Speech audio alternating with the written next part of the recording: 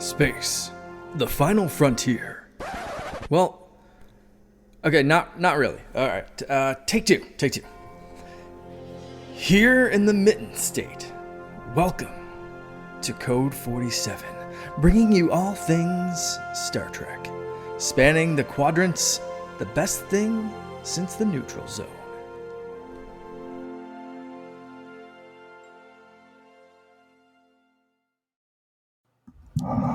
Back again in real time with the Code 47 podcast on the Secret Friends Unite podcasting network. After a whole month of being off because of Star Trek Las Vegas, even though my wife April and I, who did attend, one of my guests also attended. We jumped in and did a little bit on that, but that doesn't count. That's not what you tune in for. You tune in for a bunch of talking heads to talk about nerd stuff. That would be Star Trek. This is episode number 106. I am Charlie Carden, your Trek Lord of West Michigan, Captain Commodore of the USS Grand Petoskey in Region 13 of Starfleet International. I am joined by my esteemed colleagues at my extreme left. That would be Lieutenant Commander Missy Merchant. Good evening. Good evening, everyone. And in the center square would be Lieutenant Peter Stein. Hello. And all the way to the right would be, without rank so far, Jen Watson from Chicago. Good evening. Hi. Oh, my goodness. Well, it is really great to be back. And, again, we took that kind of necessary break while Missy and our friend Kay and then April and I were all out enjoying Star Trek Las Vegas. And we're back here. Yeah, we're back. Yes, we're back here doing this thing. We're going to be talking about now Star Trek Stranger Worlds has concluded, but for the sake of stretching out content, we're not going to be talking about the season finale or the final two episodes. We're going to be talking about the two episodes prior to that, and then we'll be launching into wrapping up, concluding, I should say, talking about season 3 of Star Trek Enterprise. But without further ado, we would be nowhere in our overall Secret Friends Unite podcasting network without the great support of our Patreons, one of whom is on this very program. Oh my goodness. The Patreons are folks who do give us their financial support that gives us the opportunity to make additional great content. If you visit patreon.com/secretfriendsunite, you can get a free full week of listening to our shows. And then if you choose to stay on board, we would love that too. Want to give some love and respect on our BFF level to the Nias family, Sean, Stella, and Henry. And my friend Missy Merchant, who happens to be right here on this program, is one of our Patreons, and her pal Andy Milliken, as well as dear friend Jamie Prinky. So we are very grateful for all of that support. Keep on keeping on. Again, patreon.com/Secret Friends Unite, free 1-week trial to check out some of our fun content. So, okay, we actually have a news story. Several things obviously came out of Star Trek Las Vegas. Some people like Robert Beltran who were shooting their mouth off. We don't need to talk about that. But I would love to talk about the fact that we did get a clip from the currently homeless Star Trek Prodigy Season 2. This was a pleasant surprise, and the clip, which we've all had a chance to check out, it's obviously out there on the internet, does show the former crew of the Protostar somebody's dropping something. The former crew of the Protostar hanging out on Earth, but a shuttlecraft comes overhead, and out steps our beloved Robert Picardo as the emergency hologram. There we go. New outfit because apparently all this time, that's all he had to do. And he flies them up to their new ride, I haven't watched clip and all that. It's the ship's still called the Voyager, right? They're getting on the new Voyager? Yeah, Voyager A. Yes, a new giant ship with a huge crew. They're doing the fly around just like we saw in that first episode of Voyager, that you get the little tutorial flying around the ship. This was great, but to me, very bittersweet, because this is a show that we don't know when and if we're going to get to watch it. Because again, I was talking about this over the weekend with some of our friends in the fan club chapter that we run when we were having our in-person meeting. Excited for the show, but it has to be sold to somebody. And right now, because of the combined strike, companies are burning through money. I don't know that anybody can afford to purchase this. So I don't know, but anyway, I was excited. What's the impressions, Jen? What'd you think? I thought it was cool. It's great to see the Doctor again. It's great to see Voyager again. It's great to see Prodigy again. I love Prodigy. I might be in the minority here, but I not at really all. enjoy it. I think it's a great show. It's great for kids. And I'm just really sad that it's not on Paramount right now. And I can't wait for it to come back. I know. Peter, jog my memory. We haven't talked Prodigy in a while. Where do you land? I liked Prodigy. Everyone likes to stick me in the disliker, but I liked Prodigy. Yeah, no, it's good, but again, just very bittersweet because we just don't know. I was slightly sad only because I was hoping for a different character. When it was like a new character appears, I was like, "Ooh, is it Lieutenant Kim?" No. Ooh, that would have been cool. I know. So I'm over the moon to see the Doctor, but I was like, "Oh, no, Lieutenant Kim. That would have been fun." I know. He'll probably show up later, but I know. Hopefully they all. Yeah, I was gonna say, even though they're going to rescue Chakotay at this point, they might just leave him there. He got himself into. And again, we don't really need to dig too deep into that. Missy, have you talked Prodigy with us in the past? I can't remember now. Very briefly, I guess I'll be the minority in that it's not my favorite. That's cool. I can dig it. But I was excited to see the Doctor show up. For the sake of Star Trek, I appreciate it in that aspect, that it is good for the kids. And I hope that having more of these little teasers of like, okay, we have Janeway, now we have the Doctor, who else can we have in there, might make some old Trek fan that has a boatload of money actually pick it up. some billionaire, some Bruce Wayne out there who's going to be like, and I like Star Trek and I fight crime.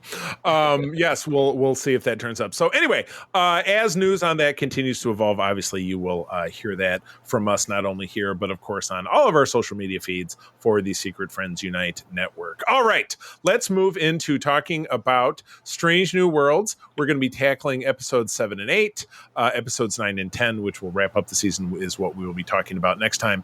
And that will actually lead us right into Lower Decks when we get into the month of September. So very, very excited about that. Peter, why don't you kick us off?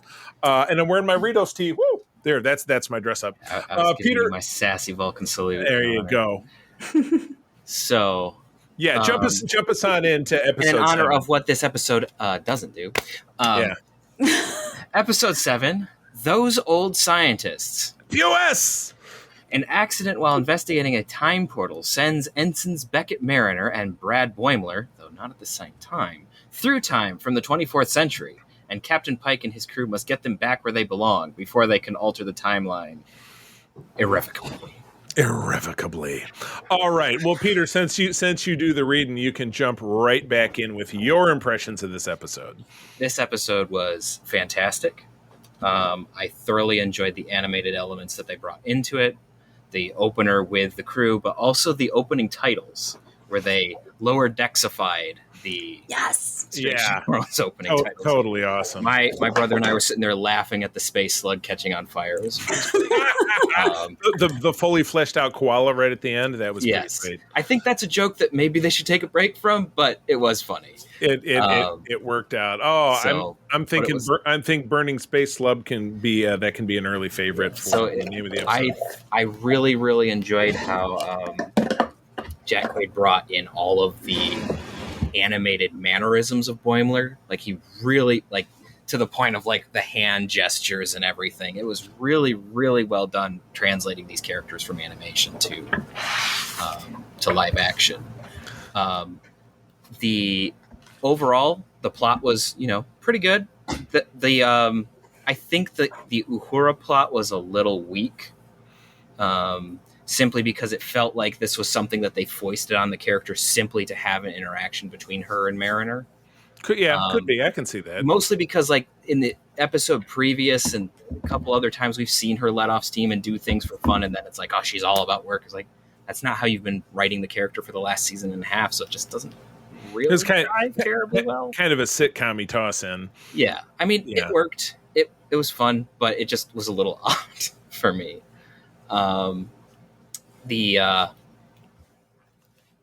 I know everyone's anticipating me saying this. The Spock bits are very off-putting for me. He's too smiley. I know. I appreciated Boimler's comments. I thought many of them. And so, but yeah, so it worked. And having the Orions was a fun little twist, and bringing in a TOS version of an Orion ship from what we've seen in the background from the remastered stuff was pretty great. Yeah, totally.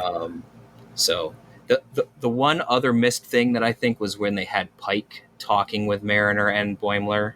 They were speaking in way too many vagaries, even though he made it very clear that he knew it was going to happen. Yeah. So, that's a stylistic choice. Yeah. But overall, solid episode. Rock and roll. Missy. It was one of my favorites, probably one that I've laughed the most at. Having met Jack Quaid at Mission Chicago last year, he really is Boimler. Like, you just so chat true. With him, and that's just who he is. Yeah. So it does translate really well from the animation to the live action, which I very much appreciate. And I really, probably my favorite part was his arc throughout this episode of him trying to fight himself and his own nature.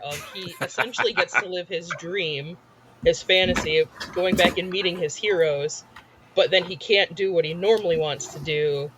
And he also has to fight his disappointment. And like, I really thought this was going to be different.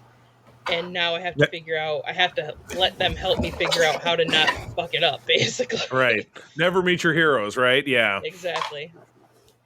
Gotcha. No, I really do like that. Boimler's my favorite lower decker, and I really, really was happy to get to see this. And I think it'll translate to a lot of growth for his character when we get to see the next season. Next month. Here's hope. Here's hoping. You better believe it. All right, Jen, if you can come back to us. Let's have you. I cannot remember the last time I've been this delighted with a Star Trek episode. It was just completely delightful. Right. I loved it start to finish. The animated sections at the beginning and at the end, when we had the Stranger New Worlds crew animated as well, was really cool. I couldn't stop laughing. I mean, it was Lower Decks and it was Strange New Worlds, and I love both of these shows, and it's two great tastes that taste great together. So your chocolate and your peanut butter. Yeah, exactly. So I had a lot of fun with this. There's too many things to reference that I think my favorite of the jokes was the Riker, as Boimler is like just Kobe. Kind of, yeah, and like. And the best part is Jonathan Frakes directed this episode, so he was right there when Jack Quaid improvised that line. So it was so much fantastic. Meta.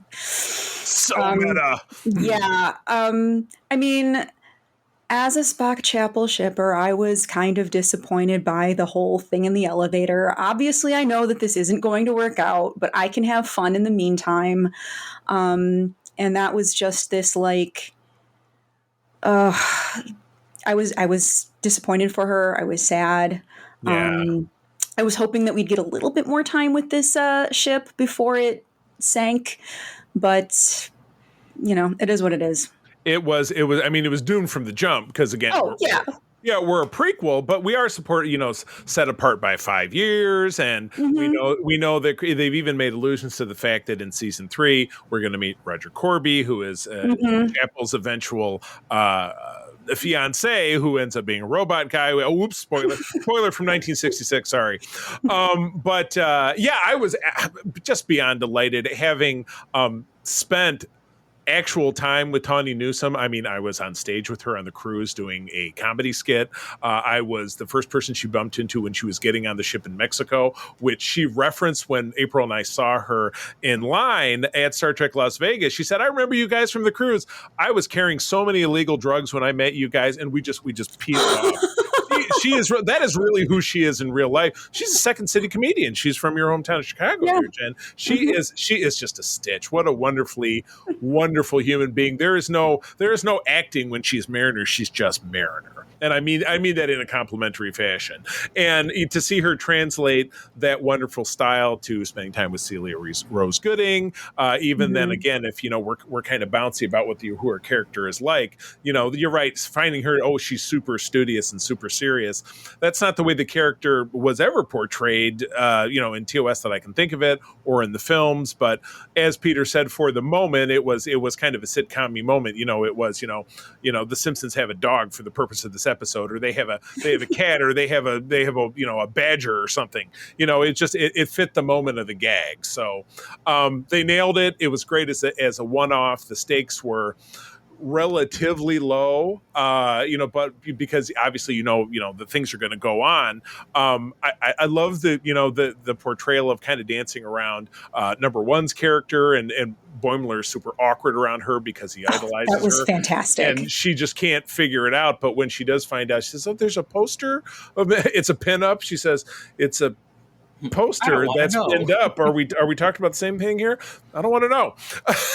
But she is genuinely touched when she finds out that she is basically an icon for Starfleet, seen 125 years later. So I love that, loving the number one character as I do. So this was in a lot of cases, and again we'll be getting into talking about Star Trek Enterprise, the unceremonious end of that show, which was called a love letter to the fans, when we truly know that the end of Enterprise was a middle finger to the fans. This was a love letter to the fans. This was, we see you, we love you, and please enjoy this. It hit all the notes. It hit all the notes for me. So I was happy. So no, that's next week. Yeah. Oh, well. We'll and by the way, we'll talk Jen, about those. You did score episode title name, Two Great Tastes That Taste Great Together. Okay. Now the name of this episode. All right. Well, we are going from the comically fun to the extraordinarily dour and serious. And Missy is going to tip us off after I read the lead in. Episode 8 is Under the Cloak of War. Captain Pike and his crew welcome a Klingon defector aboard the USS Enterprise, but his presence triggers the revelation of some shocking secrets. Missy. Wow. So much going on in this episode. Kay and I at our Psychology of Star Trek panel in Las Vegas actually included clips from this with the references to PTSD, both with Christine and with Dr. Mbenga, more so with him. It's the literal embodiment of what wartime PTSD would look like. Being confronted with somebody that you were, an enemy against in battle, having the immediate dissociations, the callbacks with phrases, with medical equipment. It brought tears for all of the right reasons because it was so clinically accurate, and you can't help but understand more about where both of them are coming from when they're dealing with various situations, with loss, with grief, with having to be in that situation. I mean, they were medics in these different Klingon war battles, and to be able to move forward with a medical career and still deal with people that are coming in injured from various different things and be able to separate the two is huge. Yeah. I really appreciated that. I liked that we got to know more about Mbenga's character arc with what was kind of, to me, a big shocker at the end with his reveal. I was not expecting that. I will say that much. No doubt. But also as a throwback, because Discovery, obviously my favorite, nobody's shocked at this point if you listen to any of this. Yeah. What I was thinking during the middle of this episode is this actually gives a lot more ground level credit to Michael Burnham's actions in season 1 of Discovery when she initiated the Klingon Wars. Because in season 1, it's kind of an underlying theme of we started the thing, I killed the Klingon warriors, and now we have to make this new ship so we can fight it.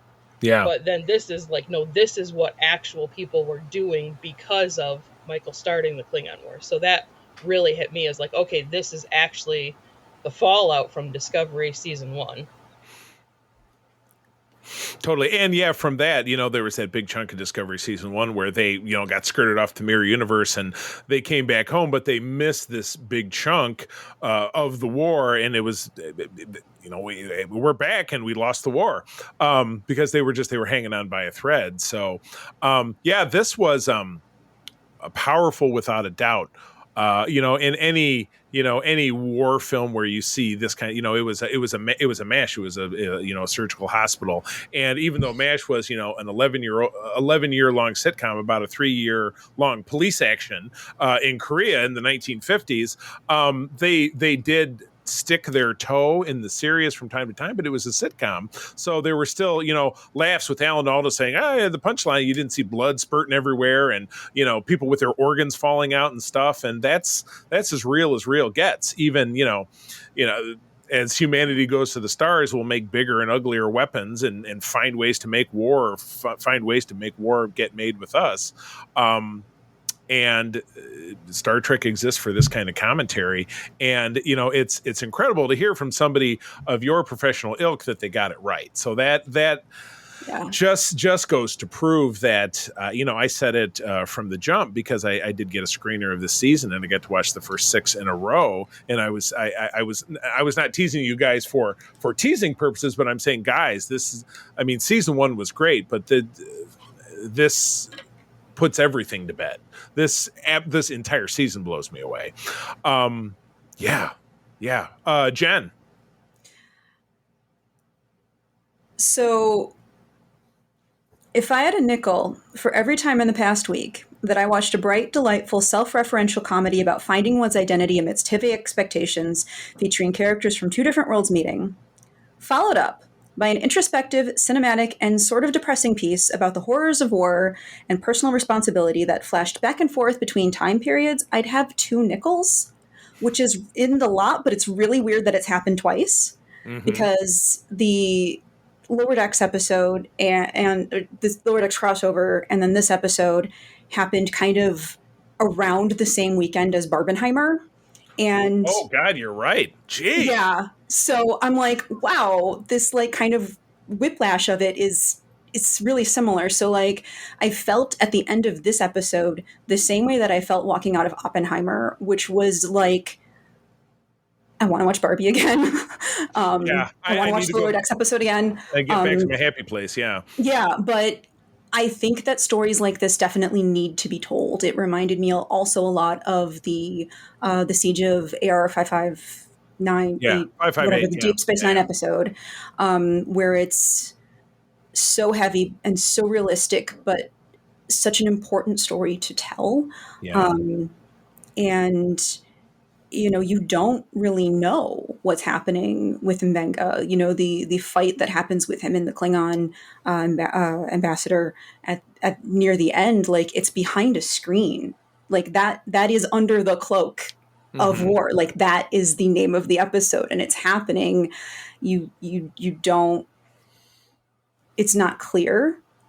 Who did start it? Is this guy goading Mbenga to kill him so that he can then die with honor and go to Sto-Vo-Kor because it's in a personal combat, because he feels guilty? Or, there's all of these questions about guilt and responsibility and, of course, the PTSD aspect of it as well, which is not to say that I disliked this episode. I liked it very, very much, but it was heavy. Yeah. Yeah. Heavy like a thump. My goodness. No, I agree. Yeah. Peter. I did not like this episode. I'll just say that straight off the gate. For me, the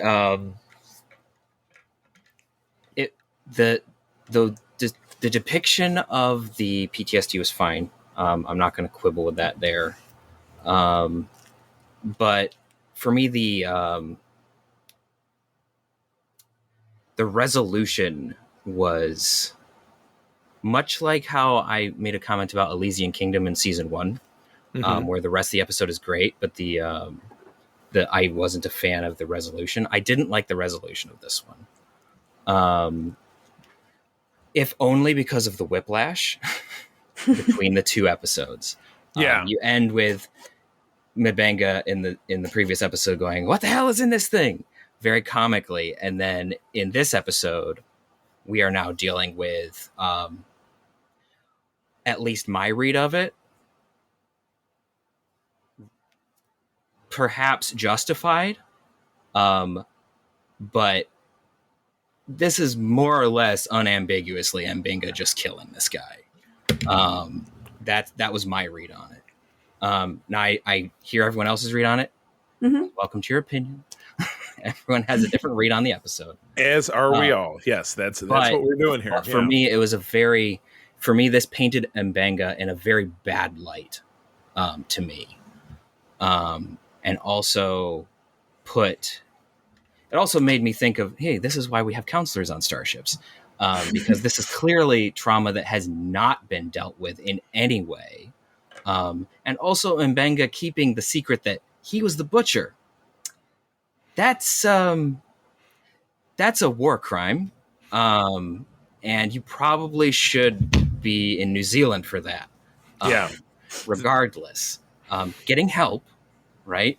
But you should be in New Zealand. And so it was also interesting how Chapel seemed to be much better put together on it. Like, she still had her issues, but she was handling it much better than M'Benga was. And so just for me, it was a very interesting and strange take. Part of it might be I just don't like the grim darkness that Discovery went for in season 1, and this was a throwback to that. And I'm not a fan of grim dark Star Trek as much as I love Deep Space Nine.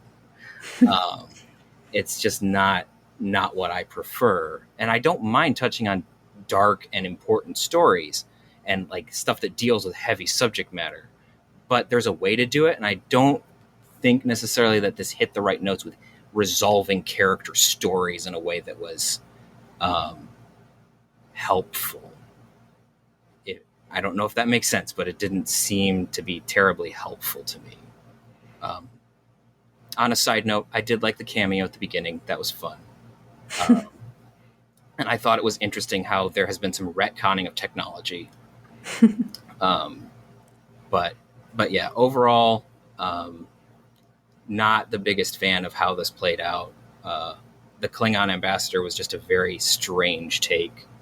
Yeah, I agree. I agree with that part. At least I thought he was a very strange character. And that actor on the tip of my tongue, because I feel like I've seen him in other things, but just has a very... I mean, he did a great job. Yeah, familiar vibe. Yeah, it was all incredibly well acted. But again, the thing that I took the most out of it, and again, being in Vegas and listening to Missy and Kay go through what they did, I took on such a great appreciation for the depth of that performance and for the quality of the writing that was built around it. But I found that to be so much more impactful than I'm kind of both ways. I wasn't crazy about the ending of it, just watching this guy go to, M'Benga until he ended up stabbing him.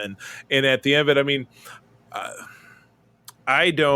it's really tough because we have our three core characters who are involved in the war, and we haven't really seen the depth of how Ortegas was affected. But that is that is potential story beat yet to come. Yeah, a lot of threads left unresolved, but I love seeing, and one of the things Star Trek really does best is speak to our own humanity under the cloak of what have you, under the cloak of whatever kind of story we're telling. So pretty powerful stuff, without a doubt. And then the absolute quantum shift that we get in the next episode is I'm with Peter about the whiplash bit. It's Ted Nugent's whiplash mash of Star Trek is, I would change it to that, but that that's a little too Michigan to make that to make that the name of this episode. We'll take a pass on that. I like what I don't even get that reference, and I'm from here, so I know. Well, it's just oh god, yeah. You're not redneck enough. Yeah, I was gonna say I walk the line of that, but yeah, that's a very redneck reference to redneck rock ding dong Ted Nugent. Sorry if I'm offending anybody. But anyway, can I be indulged for one more little psych nerd point. Absolutely, you can. Please. So, not disagreeing with the resolution, I don't think that Mbenga's arc had to have this essentially blatant murder involved in it. Yeah. But it also kind of tied back in. It was very subtle, and probably to people not in my profession or like any kind of psych nerd inclined, it actually did hark back to like the World War II obedience studies that were done, as far as kind of investigating if normal people, when put in stressful situations, would do things up to and including torturing and killing people without necessarily having a just personal cause. And they actually did determine that like 78% of the normal American population, if put under stressful situation, would cause harm or death to another person for their own safety. Wow. Yeah, it's actually not something that I knew about. So that is it's staggering, but it's, knowing the ugliness that exists within humanity that gives us world wars and genocide and things of that nature. It's not at all surprising. Wow. Boys, guys, this is some heavy stuff. And, after the pause here, we're going to jump into as much heavy as Enterprise was able to give us. So, guys, thank you for this. And again, we promise a little bit more happiness next week, even though we had a crazy episode and then we had kind of a heavy episode in the season. But we are going to bid adieu to Missy while Jen and Peter and I stay on board to take you through the end of Season 3 of Enterprise. Missy, where do people find you out there in the world? I'm on the socials, mostly on Instagram at MamaMerch33. Excellent. Very good. We will pause for station identification and we will be right back. Thank you for that brief commercial interruption. And I say that being that there's no commercial interruption. But we are back to take us through the end of Season 3 of Star Trek Enterprise. This is the end of a long road. From getting from there to here. That was the first really multi-part season-long, season-long arc that we had in Star Trek of any kind. And like any long form back in the day, hey, we got 24 episodes, we got 26 episodes. No matter what, you're still going to have wasted segments, and it's not that we don't get a few here that you're like, But we had some good ones. So, and Jen, I know that you homeworked up so you could join us for this. So thank you for doing that. Yeah, no problem. Because otherwise it's just me and Peter saying, well, I think, and we're all doing the same thing. So it's good to have that. So, all right. Well, we have the last 6. So without further ado, I will read the first one and then we'll just go down the line. Everybody gets to read one and the person who read it gets to talk first. So I'll start off with episode 19 of the season, Damage, or Damage if you prefer, written by James L. Conway, directed by James L. Conway, writer is Phil Strong. From April of 2004. The Enterprise miraculously escaping the big shootout that happened last season is absolutely falling apart. Exactly what Voyager should have looked like throughout most of that show. Basically, think about like Battlestar Galactica. So the Enterprise is now heavily damaged, and they need to seek a warp coil from an alien vessel that doesn't want to give it up. And the main alien is Casey Biggs, who is Damar. So you don't really feel bad when they have to rough him up a little bit. This is, it's a trope of Star Trek. In a lot of ways, it's a trope of any, it's time to make the impossible decision. One of my favorite shows I've talked about all the time that was airing at this time was 24 over on Fox. And every episode was that it's an impossible decision. We have to do this thing and put this person's life on the line, or I've got a split second and these people might be gassed or nuked or something or blah, blah, blah. So this was, we're dying, but, our ship is falling apart. We've lost 18 people. Everything's being held together with spit and bubblegum and twine.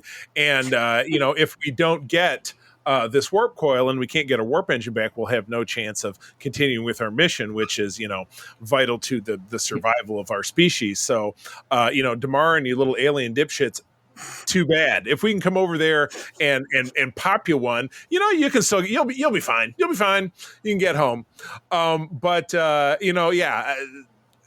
being that this, this is a prequel and we're functioning outside of really the Federation and just Earth Starfleet and having to we'll have a rule someday, a directive, the first directive, the most important directive. What was that again? I forgot what I was talking about. I think they played it well, and again, I've said this in Voyager every so often, you get the episode where Janeway's like, I'm going to go crazy, but then I'm going to bring it back to it. And Chakotay's going to talk me off a ledge. And there was no ledge talking on this one. Just they kind of did what they had to do. Nobody died that we know of. They full eagle jumped off of that. Yeah, exactly. Woo! So, I feel like they did what they had to do. And in Archer's place, would I do anything different? I mean, there were no rules when when your planet is going to get nuked and everybody's going to die. I mean, we saw what really, if things would have moved forward like that in, the episode Twilight, we kind of saw that's how things would have gone. If you didn't take the step. So, I'm totally on Team Archer on this one, so I don't know. Jen, what do you think? I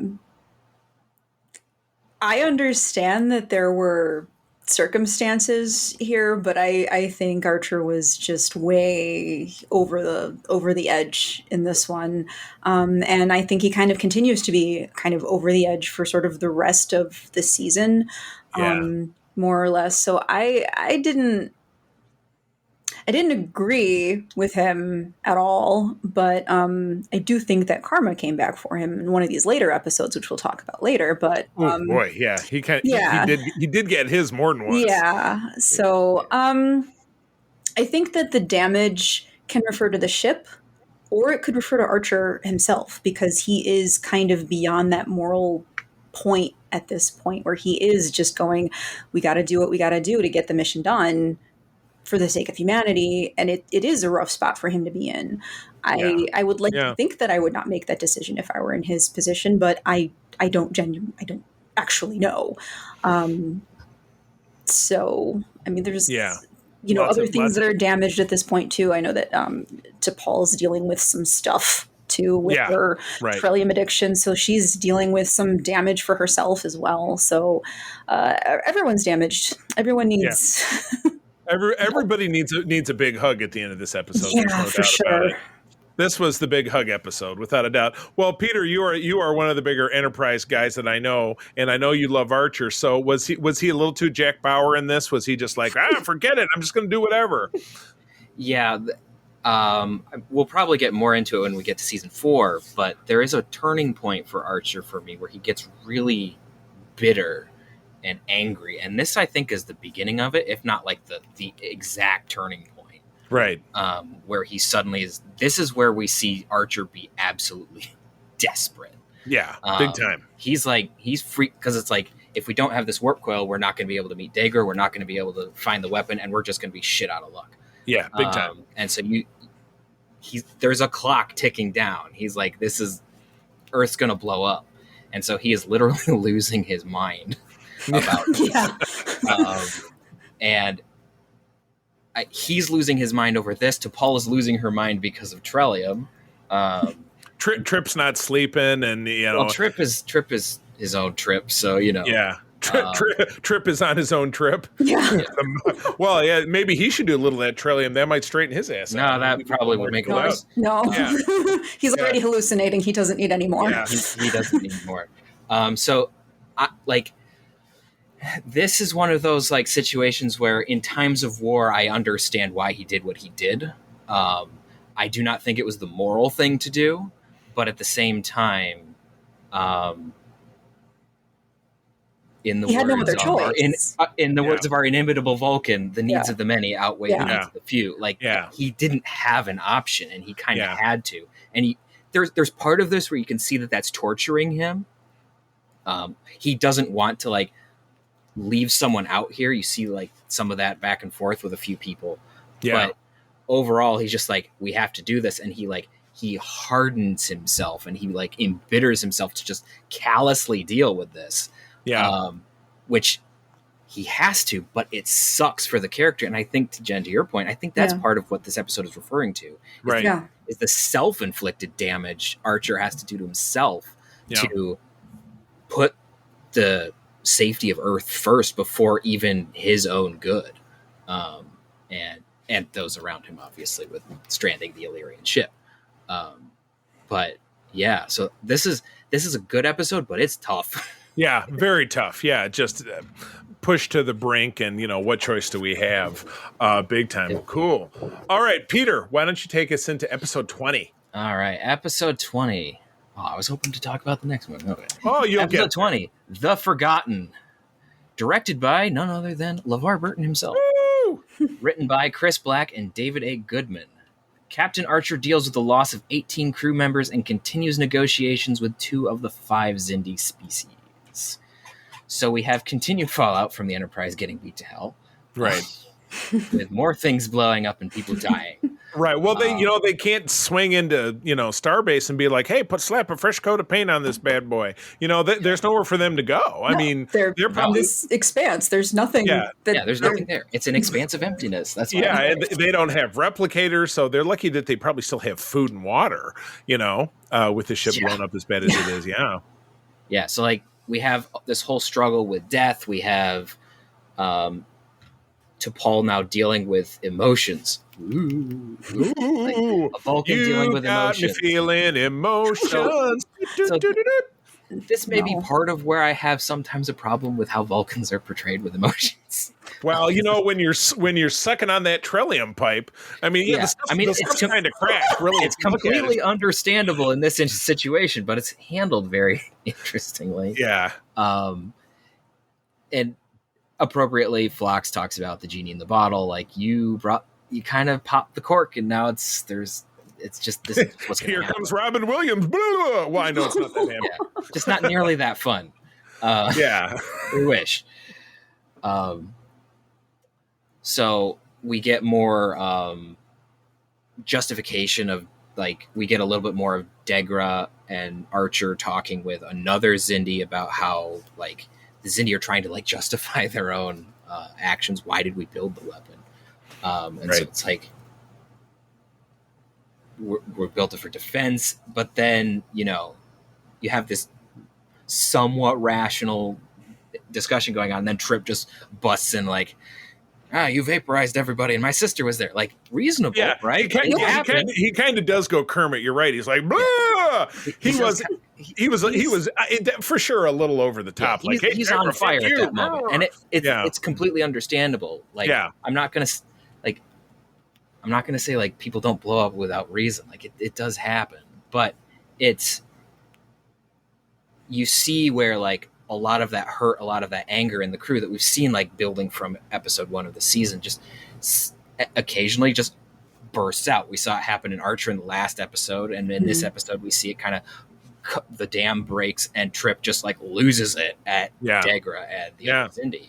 Well, he's been trying to keep it together for so long. He has been trying to keep it together for the whole year. Yeah, it's not working. You can only keep it together for so long. Right. Yeah. And he's dealing and this is some pretty serious trauma. He was close to his sister, and it's just and now he's face to face with the people who designed and deployed this damn thing. Right. Exactly. It's coming to face with your sibling's murderer.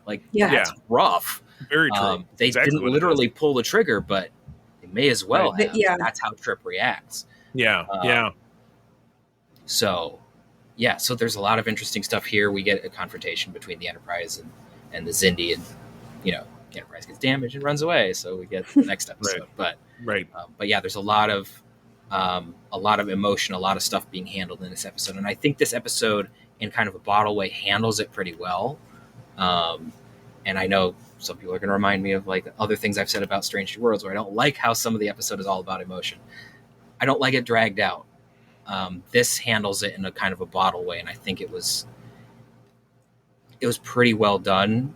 And yes, the emotions continue through the rest of the season, and they've been going from the beginning of the season, but it doesn't always blow up in different ways. So anyway. Yes. All right, Jen. Someone else. I don't really have anything to add, actually. I think that sums up a lot of my viewpoints on this one, too. It's everything that's been going on so far with this season is really, we are getting into the home stretch here with this last run of episodes. So stuff that has been building for so long, whether it's, Trip dealing with the loss of his sister, Archer kind of on this edge of reason here, and T'Pol with her addiction, like everything is just ready to explode, and and in this one it does. Deeper pitch, so, yeah, big time. Yeah.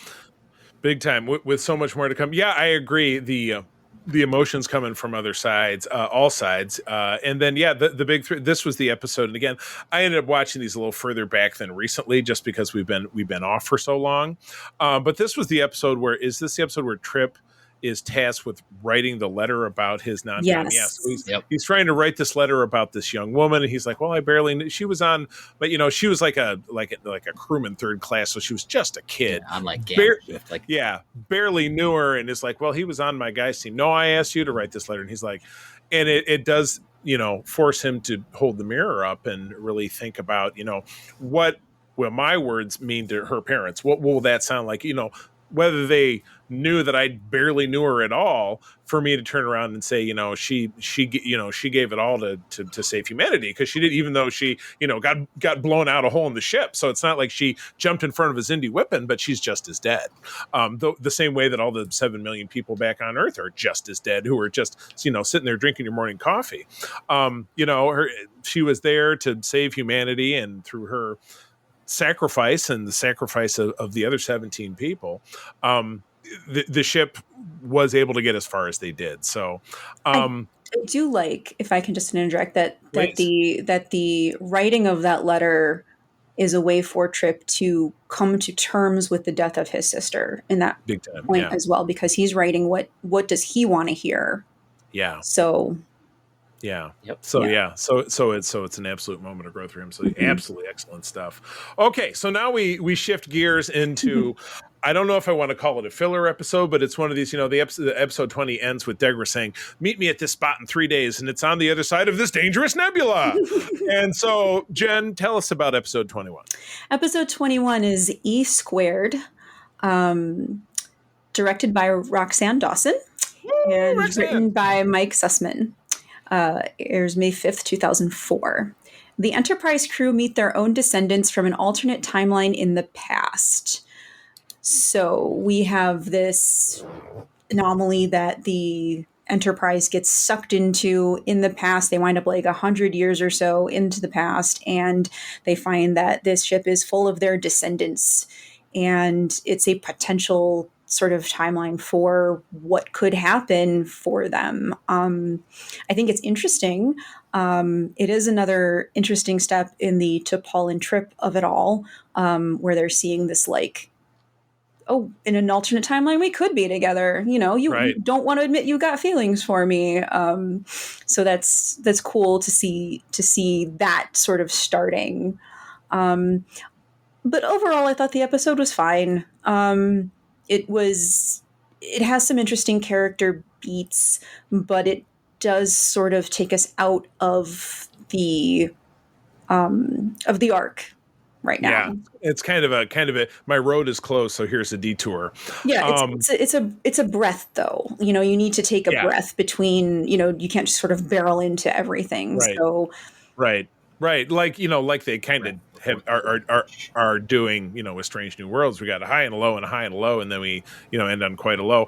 There was a better version of this episode, and it was called The Children of Time on Deep Space Nine, which I really dug, and it was the same thing. It forced, in that case, Kira to start to understand that Odo's always loved her, because she meets a much older version of him, and again they're meeting their descendants, and it's like, there was no doubt that Archer was going to move forward, and hey, it's fun to entertain that you guys are our descendants and blah blah blah, but we don't have time for this bullshit. We got to go. But the alternate history people, they still want to find a way to stay alive, but they basically got to fight the school bullies who are around the end of the terminus of this thing that they got to get out of.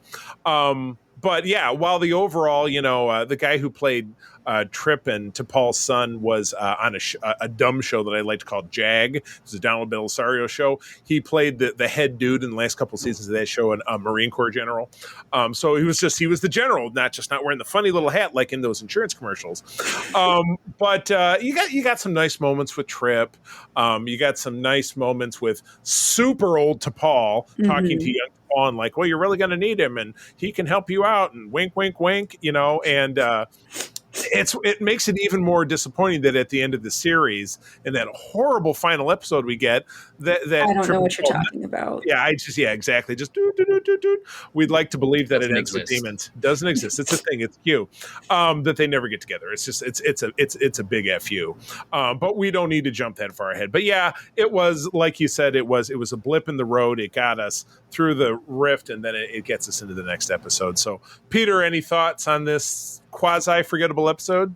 I enjoyed this episode mostly because of the weird time shenanigans and the way that the ship was different. Some of the things are, brought into the next season for the other NX ship that you see later. Yeah, the big columns. That are on the Columbia. Yeah. So there's some interesting stuff. There's like a lot of talk of guilt in this episode, which is another thing that continues.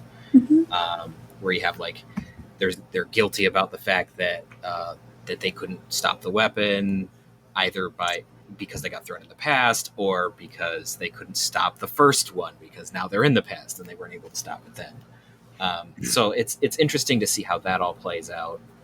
I did think it was kind of cool how they played on the fact that it's the exact same ship and so it appears as a sensor echo. That was right. How they that was cool. Like, hey, we've seen it. How many ships are out here? Because they think it's just another NX. Yeah, and then the sensor echo starts shooting at them. You're like, that was fun. Whoops, hello. So there's some good stuff in this episode. It is like, as you say, it is kind of a just let's take a breather and do something that's a little dumb. So yeah, but I enjoy this episode. I kind of keep watching it whenever it shows up because I like all the random stuff in it with old T'Pol and Morian and Trip trying to figure out how the heck he's supposed to deal with a child who's older than he is. I'm gonna put you over my knee, old man. Yeah, exactly. It's just hilarious because Trip is like this very we have this certain way of doing things, and then but you're older than me. How am I supposed to deal with it? Like it's just hilarious. So I enjoy this episode. Is it amazing? No, but but it's fun. It is, and it's like you said, it's a good bump in the road, and at the end of it, it was great, but it was what Star Trek does, particularly in your classic era, where you had it's like North Star earlier this season. I love that episode. Didn't have anything to do with anything, but it was the Old West, and it was fun, and I dug North Star is great, but North Star also has some good Star Trek elements in there. Yeah, exactly. So does this one. So. Our horse broke down outside of town. Well, that's all right. So the last 3 episodes are pretty much a 3-parter. So let's do this. I will blast through reading these summaries, and then we will just kind of talk about it as one big organic globule. So we have the Council plus Countdown plus 0 Hour. Our director is David Livingston, Robert Duncan McNeil, Robbie McDunk, Robbie McD. He always calls himself on the Delta Flyers, and Alan Croker, who is again a heritage director. And then we have Manny Cotto, Andre Boreamis, Chris Black, and then Berman and Braga as the writing team of these 3. So we have Archer and the gang reaching the Xindi Council, having a long, drawn-out conversation where we find out that not surprising, the insectoids and the reptilians really don't give a shit what Archer has to say. They really have a boner on to blow up Earth. So they're just like, you know what? He's lying. I don't really care what he's saying. And we're just, we're going to go off on our own anyway. And they break out. Archer gets slapped around a little bit, but he moves forward with bringing the aquatics onto their side, and the aquatics are the very stoic, well thought out. Takes 100 years for them to figure out how to make a decision, but they do eventually win them over. But in the time in between, the reptilians capture Hoshi because they can use drugs to make her hack the codes, because all 5 Xindi species have their own set of codes, and that's how they agree to get the weapon. Only in agreement can the weapon be activated. So they drug Hoshi, they get her to give her the codes, but of course she gets rescued in the appropriate requisite time and back on the ship. We start to see in these final couple episodes that not only are we pursuing to finish off the Zindi, but then we're also pursuing to deal with the Sphere Builders, which is the real, honest to God, villain of the season, because it's a Emperor Palpatine level fake out that we'll get them to kill the Earth people, but then we'll get them to kiss our butt, and then we'll steal all their space and kill them all so that we can live in your universe. Which you never, forgive me if I'm wrong, do we ever figure out why they want to live in our realm so bad? I mean, is it kind of like Wall-E and there's garbage all over their planet and they're like, we got to find a new place to go? If I'm remembering correctly, it's not terribly well defined, but it is kind of a, we're low on resources, I mean, it could simply be like an analog to, we need more breathing room. Right. Earth Hitler. Yeah, I got the impression it was just a conquest sort of that's thing. That's kind of more what they were going for, I think. Because, as you say, kind of an Emperor Palpatine vibe. They don't. Yeah. You don't always have to have sympathetic villains. Sometimes a villain is just a villain. And that's it. They want to take over the space because they want to take over the space because they want to take over the space. It's just this tautology of zero reason for. They're just the expansionist, It's the space alien that needs a mustache to twirl. There's no doubt about it. We get to the finale, which I absolutely love. It's action-packed. You get my great Archer, cool guys walk away from explosions, but in this case, he's running. Because, in the end, I love how he finally deals with Dolom and, click, boom! That was my favorite piece as well. But I'm going to save my thoughts for what happens after the jump by kicking it back to Peter, first and foremost. How did you like how we wrap things up? I thoroughly enjoyed this stretch. I think when I watched this the first time, because obviously I didn't watch it when it was running, I think I watched this back to back to back. Yeah, and I'm probably, in Jen, if I'm mistaken, let me know. I may have been the only person watching this when it was on for the first time. Yeah, I did not watch Enterprise when it first aired. I think the first season, and then I was in college. I didn't have time. Yeah, I was out of college and working, and so I, and I was single, so you basically have nothing else to, unless you're out doing anything fun, you're watching TV. So that's what I was doing. Yeah, so I watched these back to back to back because it was just like, holy cow, this is like, this is super intense. It just keeps going. It just builds and builds and builds until it's finally like, boom.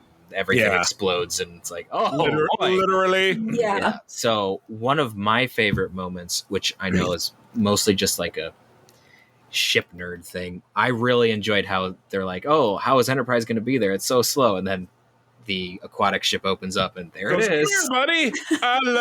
It's a big space hug. Yeah, here comes the Enterprise. It was riding inside of another ship. Right, so, like the end of Voyager, following that Borg cube right into orbit of Earth and then blowing it up. Yep. So that was just kind of fun because they kind of like went around our hero ship's too slow to get to the finale. All right, we'll find a way around it. So, yeah, right.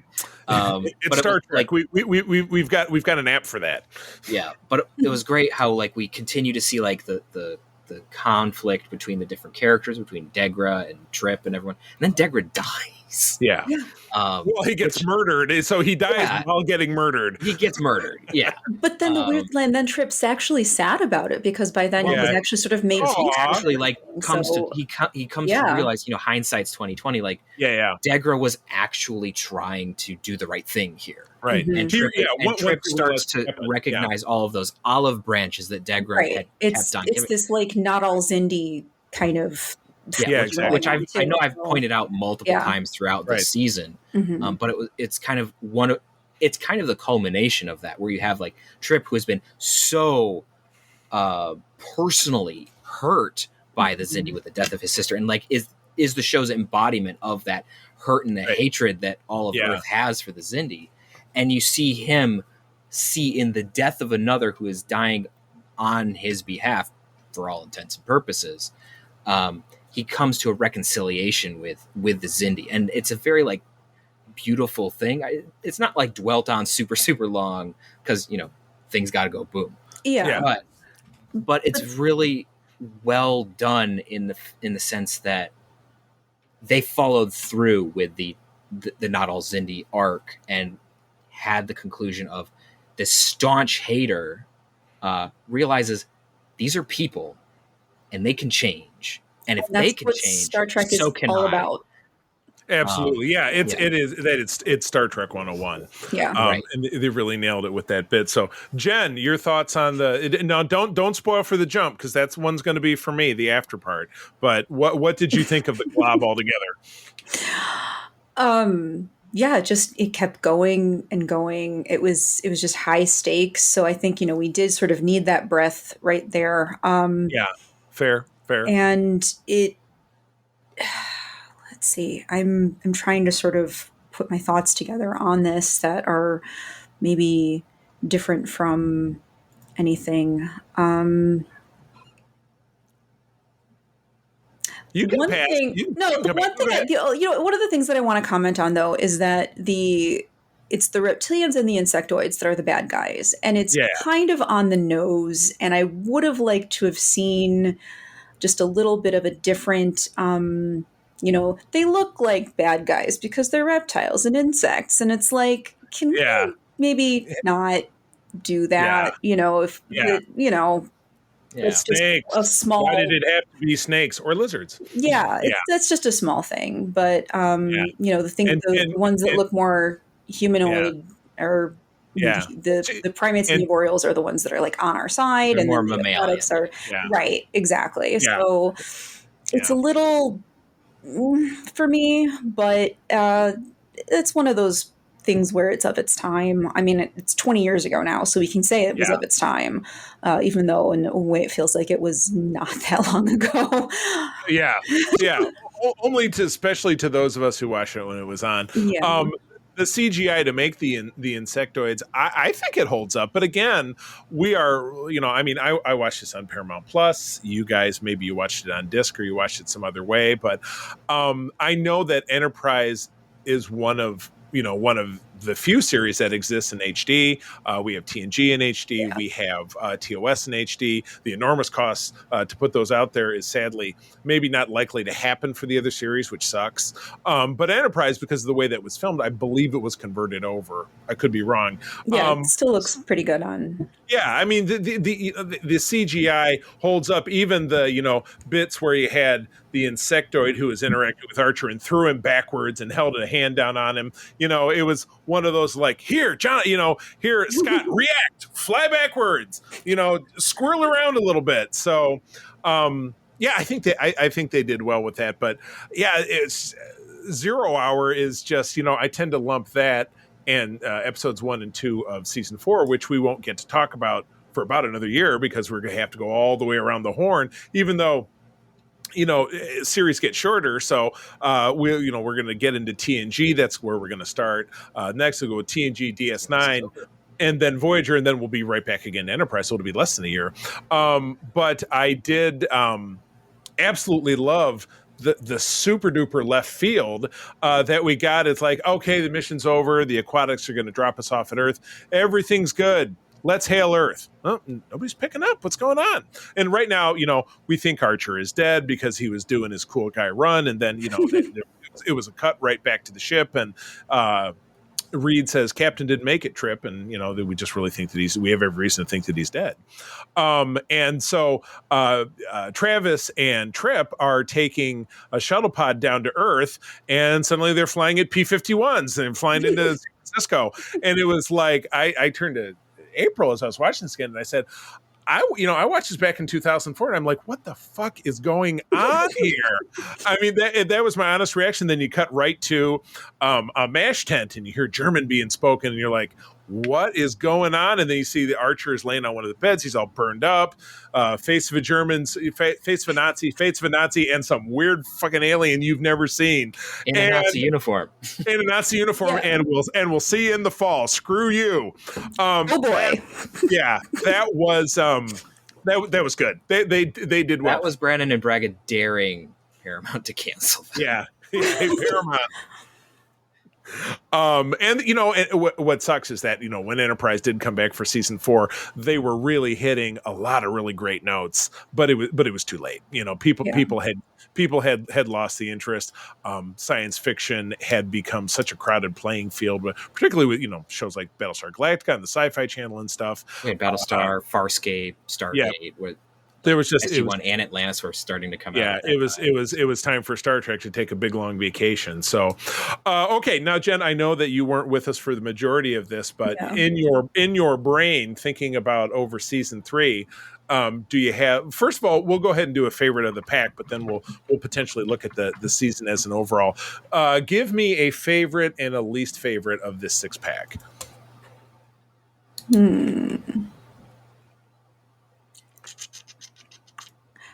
I think,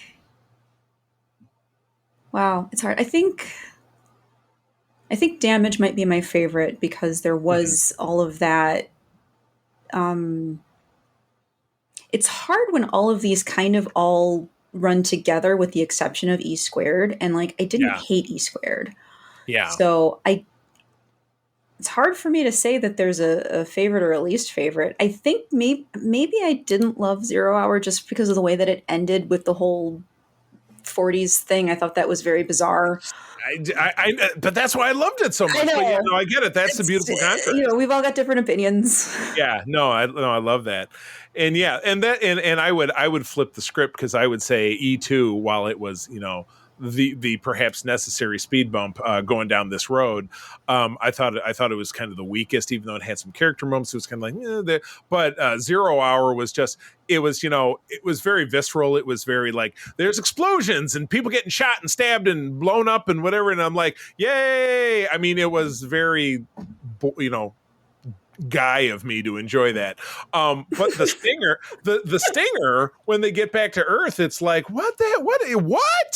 It was just, it was really crazy. And I enjoyed the really crazy after the very corny Archer, like running away from the explosion. I mean, it was dumb as shit, but it was okay. It was okay. So Peter, what about you? Out of the 6, yeah, right. These are like the best 6 of the season. I know. That's what makes it so hard, but just that's the deal. I think yeah.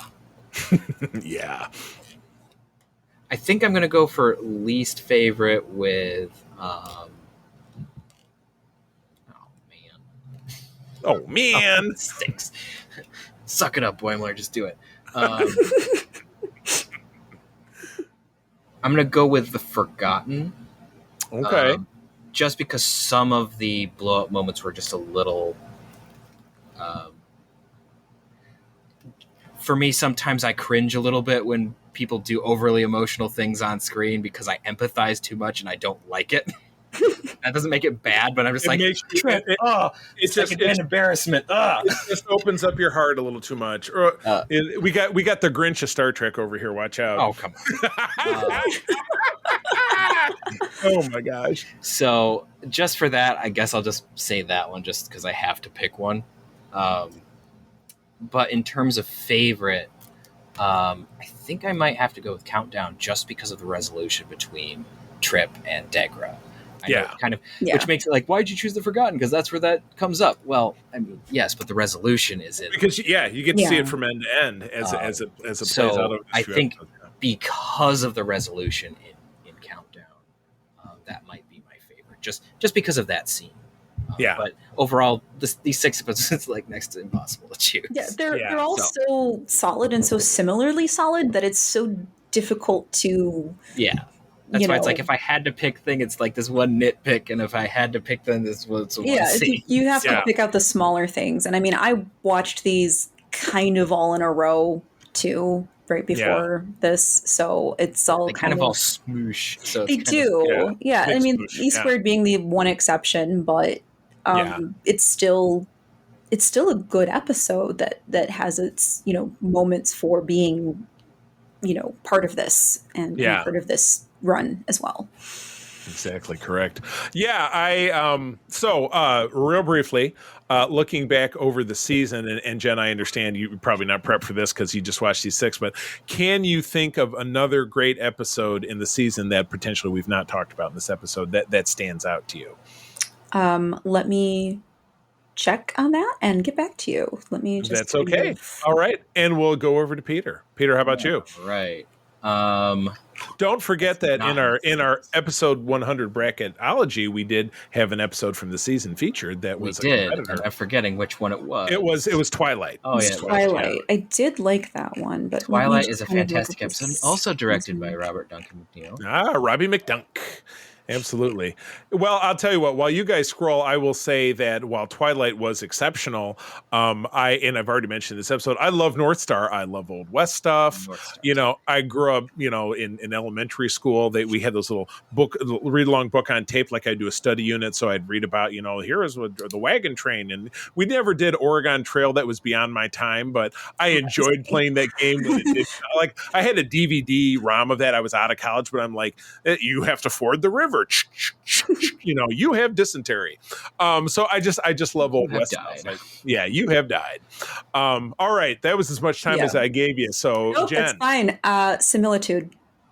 Oh, good pick. Yeah, Sim. That is one that stuck with me for Sophie's choice of Star Trek. Yes. That. Yeah.